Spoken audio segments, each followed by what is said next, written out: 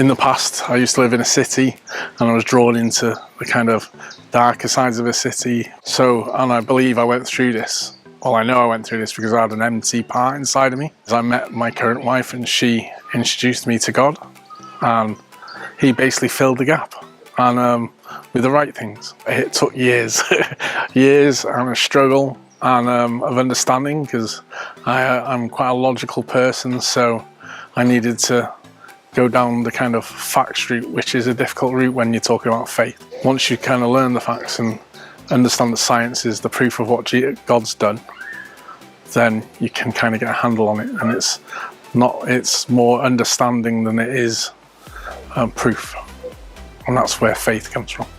So now I'm a God-driven man, and I believe, and I've been saved by Jesus, and I live that every day. Yeah, he blesses us every day.